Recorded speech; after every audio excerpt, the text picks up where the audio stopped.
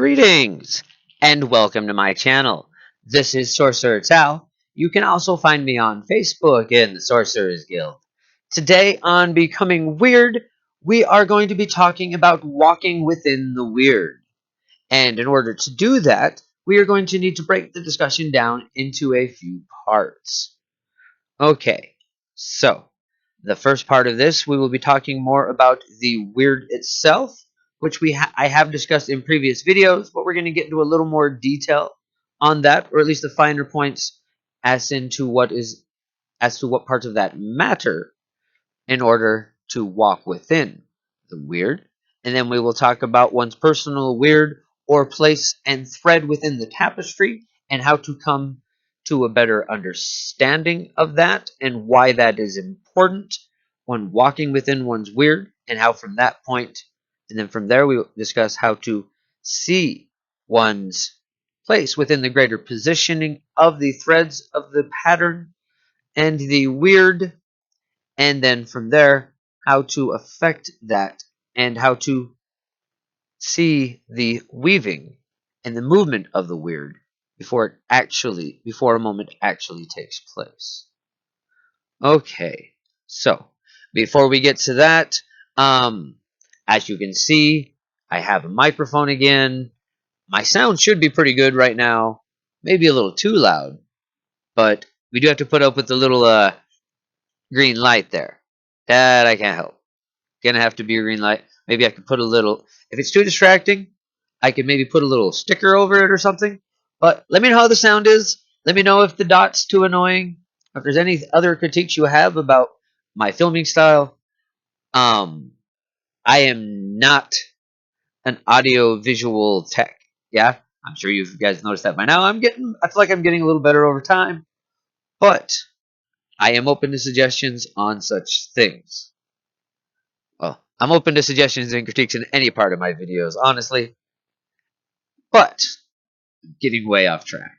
Let's get into the episode. Yeah. Oh, the butterflies. Before we get to the episode, I wanted to say a little bit more about the butterflies. Many of them have hatched. I have some of that on film, but I'm going to wait till I have more of it before I release that. And I will release that when it's ready, and we will discuss more on what that spellcraft is about. But anyways, now without further ado, let's go ahead and get on with today's episode. So, the weird. The weird is the interaction or the movement created by the interaction between fate and free will. It is the movement of the weird that determines what is actually weaved into the pattern of fate. So in a way, one could see this as the turning of the wheel, but the weird is not exactly time or even the movement of events, but it is how they unfold. It is what is affecting how the moment actually occurs. Yeah? And so it's neither fate nor free will. And I feel like I'm dwelling on this, but there's a very important concept there that it's not quite that there's a duality. It's that there's this mixing. It's where the two become one rather than the conflicting of opposites. It's where the two become one, and, well, like I said, reality, the actual events of what will actually come to pass occur. Yeah? And there are many factors that create this. There is the Ufu in the moment and the Wenga. And these are fate and free will, but parsed down into a smaller movement. The Ufu is that momentum, is the momentum of what has already occurred pushing forward. So that's coming from the side of fate, but we're a little finer detail than that. And on the other side, we have the random chance that is the Wenga, and it's causing these things to move, creating the circulation and moment and, well, the rotation of a moment. And it is within this that we have this moment of choice. And that is a lot of what the Wyrd is about, or walking with the Wyrd is. It is this moment of choice and what affects our choices. Yeah? Okay, so before we get on to the personal Wyrd, let me just make sure that I have this entire point as clear as possible. Because as simple as it possibly sounds, it is actually quite important to understand how this interaction between fate and free will creates a moment. Because this is what we are weaving, yeah? This is where the manifestation needs to occur. Okay, so from there, we have this interaction of fate and free will, creating an actual moment and what is going to actually come to pass. And there's, like I said, all these influences in that. There is, well, synchronicity, how each moment in the patterns, how patterns tend to repeat themselves. All of this plays into that moment where the two collide. And it's on both sides. This idea of synchronicity is themes. I talk a lot in one of the previous playlists, the Sorcerer's Shadow Volume 1, about the idea of the law of aesthetics, and that energy tends to dwell within themes. These themes affect each moment. There is an aesthetic style, almost a poetry, that reaches forward and is affecting not just the past, but also the future within from the present.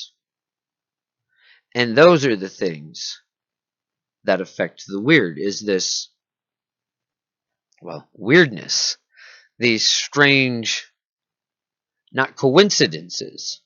And I've mentioned this before. I don't believe in coincidence. But it is this themes, the synchronicity that causes the coincidence that we mistake for coincidence. And it is often within these coincidences that we can see how things are flowing. Yeah? How a moment is going to flow. And as they push together, you have the ufu, which is that is the momentum.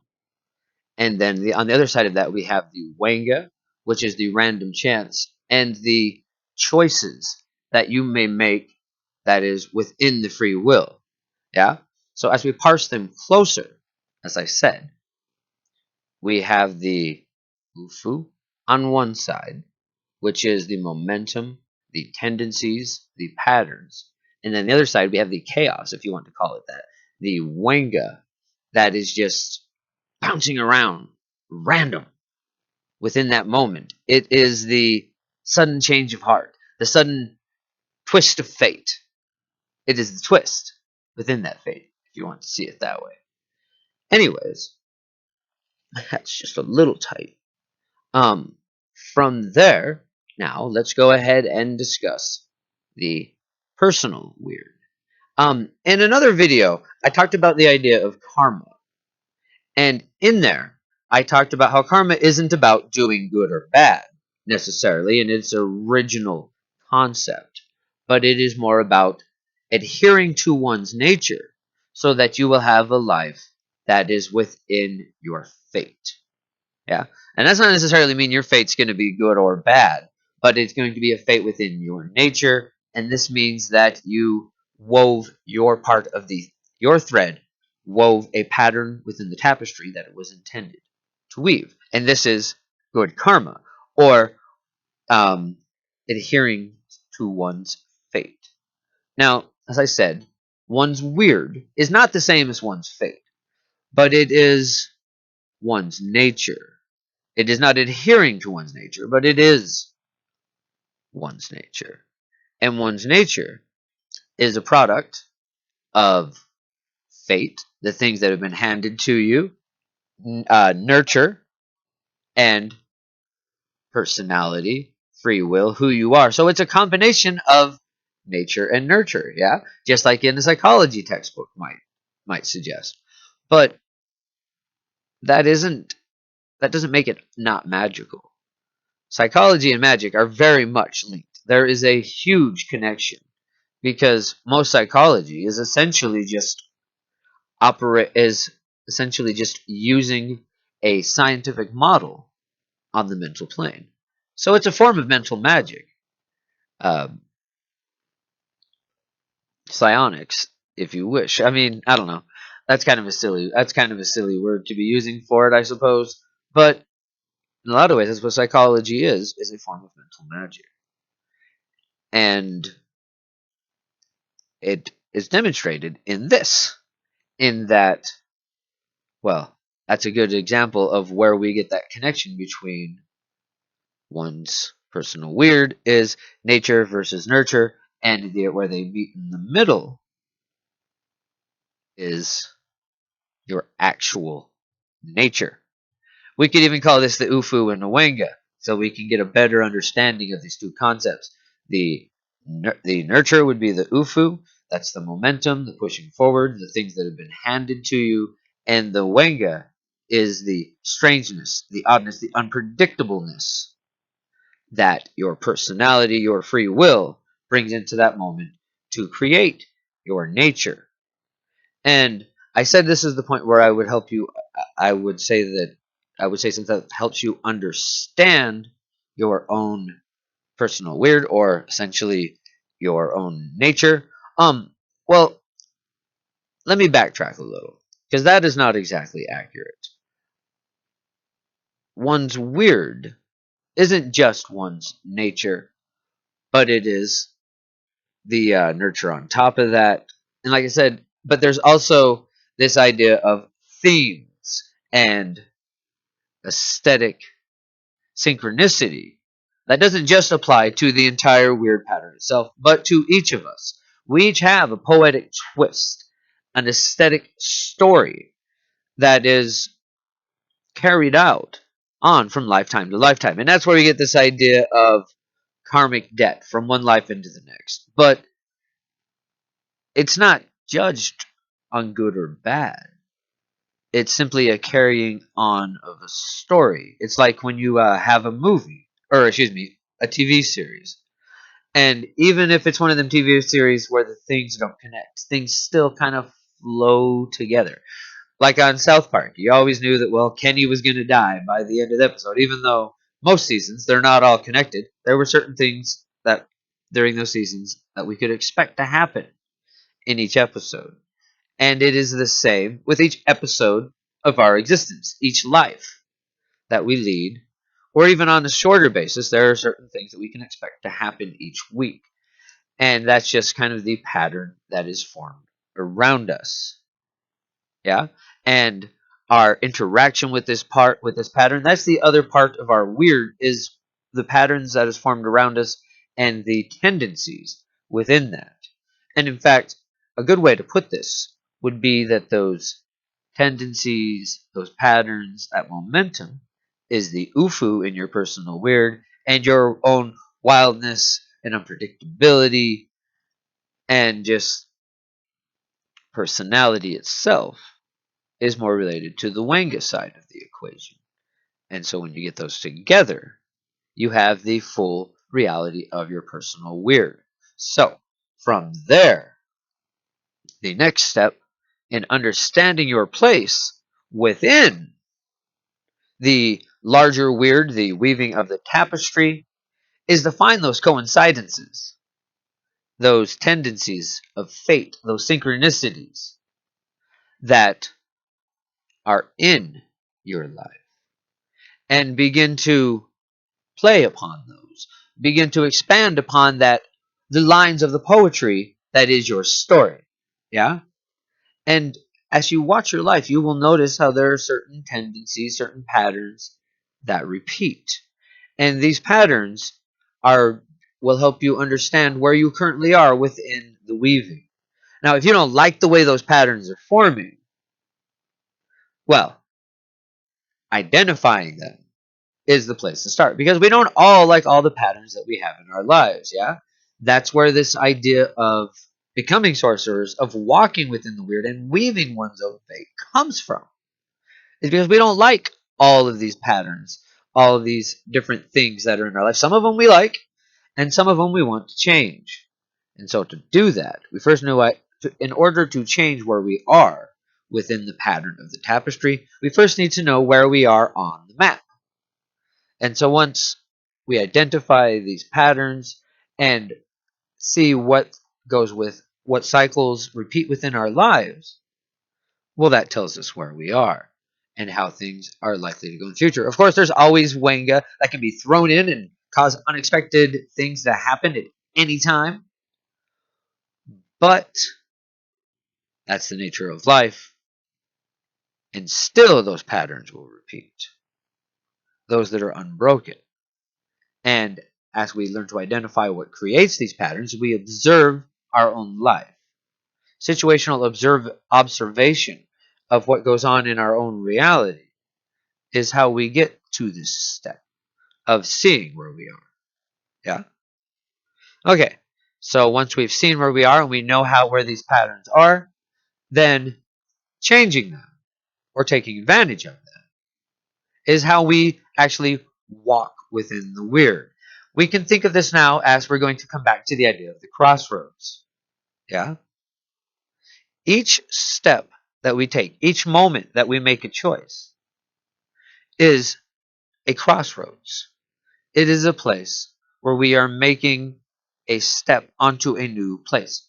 And that's how we should see this, is that every moment is a crossroads where we have, at the very least, the interaction of fate and free will crossing each other.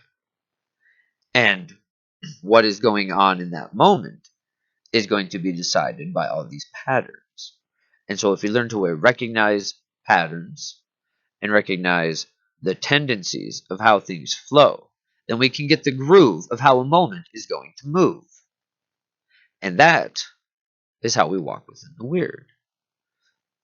Is by, well, it has to become something that is more than just intellectual, because the weird moves much faster than that. It's something that we need to develop an instinct. We need to be able to recognize these patterns on a subconscious, intuitive level, because not all patterns are obvious and clear.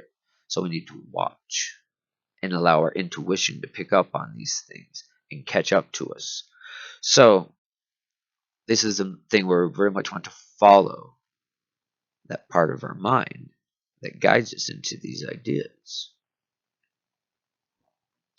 Okay, so let me make sure that I have made this all, that I've said this all clearly. We've talked about the weird. We've talked about how it is the interaction of fate and free will and some of the more minutiae aspects of that. We've talked about the difference between coincidence and coincidence and how this coincidence or synchronicity, this theme, aesthetic theme, as creates cycles and patterns within our lives that we can then affect. And while I'm on this, that is where spellcraft comes in, is by creating new things. Not just by creating new actions, but also by actually just doing the spell work to weave new possibilities within. There were a few things I haven't said that that I was wanting to remind myself to get to. This idea of walking within one's weird is also, well, resisting resisting one's nature is outside of walking within the weird, and you want to, again, stay within your nature, stay within your own tendencies to be more productive. The more you resist those tendencies, the more you resist the way that you naturally flow, the more obstructions and obstacles you're going to have in getting where you want to go and what it is that you want to do. And I have a great example of that. And, well, quite frankly, you may have noticed I said I was going to put out videos every Saturday and Tuesday, and then I immediately missed a few. And, well, over the past year, I have really been trying to organize myself and put myself in this routine, these little boxes of what I do when. And that is just completely outside of my nature. And That is resisting my own weird. So from this point forward, I'm going to try. I still am going to do the 2 playlists that we've talked about, as well as some other stuff, and I'll try to put stuff out every Saturday and Tuesday, kind of bi-weekly ish. However, whatever bi-weekly actually means, right? But I will be putting out stuff a bit more random from this point forward, and hopefully more often than I have been over the past few weeks. Anyways, let's get back to it. So, let's see. Personal weird. I think I made that as clear as I can, and how to find the coincidences and themes that give you an idea where you are within the pattern. Of course, we can also use divination. The next video, we're going to talk more about UFU itself and divine and how divination and UFU are related. But for this video, we've covered as much as we can on that. Okay, from there we covered quite a bit about how to find one's place in the pattern. I hope I made that clear. If anybody has any questions, feel free to ask about it in the comments if I'm not clear about anything that I've said, and I will do my best to answer it as soon as possible. Some of you may have noticed I'm not always the quickest at answering comments, but I do try to get to them eventually. Anyways, so let's see. We talked about, yes, and then we've talked about how to alter the weird, how to identify those patterns, and then once we've identified these patterns, one way to go about that is simply altering one's behavior and acting um, in accordance with what you know is going to happen next because of the cycle that is repeating itself. Of course, you have to realize when the cycle is not repeating itself. Okay, cycles don't always repeat. Like I said earlier, sometimes Wanga comes in there and throws things off. The unpredictable is always possible, but there are tendencies, and learning to recognize these tendencies and when they are at play, when a certain flow or groove is occurring, and reacting to it accordingly to either join into it and embrace that flow or avoid it or even possibly find a way to nip it in the bud. Some ways to do this are through direct action, but also once you begin learning these different threads, this is actually somewhere where stick breaking is very useful. Once you see a line of fate moving forward, you can actually use the stick, hooking it into that line of fate, drawing the line of fate into the stick, and breaking it, just like in the stick breaking video, which I will leave a link to here. So that isn't just for stopping curse work. You can actually just break lines of fate as you see them occurring or potentially going to occur. So we can use magic here. We can create new lines of fate with sigil work, other spells that affect this weaving at that point. Because this is where the actual weaving comes in. Yeah, the weaving of the weird, walking within the weird. That's where it comes in. Okay, so I think that's going to be it for this video. Thank you once again for joining us. If you haven't subscribed to the channel, please take the opportunity to do so now. Until next time, bright blessings and an interesting fate. This has been Sorcerer Tal.